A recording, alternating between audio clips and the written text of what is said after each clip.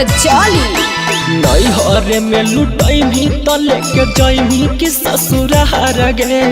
नैहर में लुटैमी त लेके जैमी कि ससुरार गे। तय गो हथियार पर रखो बहस गोइयार गे।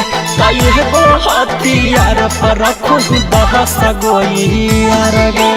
अच्छा खासा ही न जन के कैले ही के बाहर गे। अच्छा खासा ही न जन के कैले ही के बाहर गे। तय गो हथियार पर रखो बहस गोइयार गे। तय गो हथियार पर रखो बहस गोइयार गे।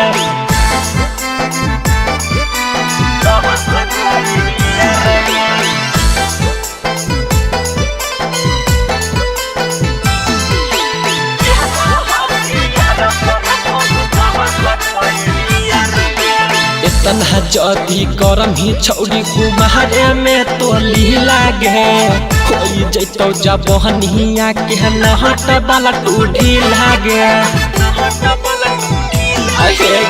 तन्हा जदी करम ही छौड़ी कुमारे में तो ली लागे।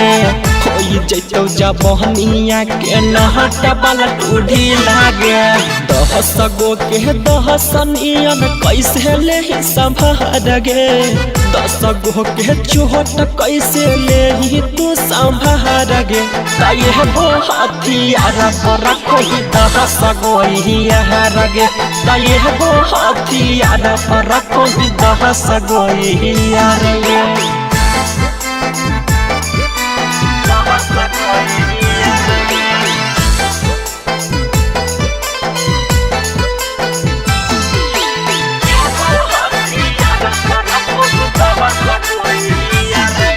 राइटर सुदामा पूछो हकौ देहना तू बताई गे।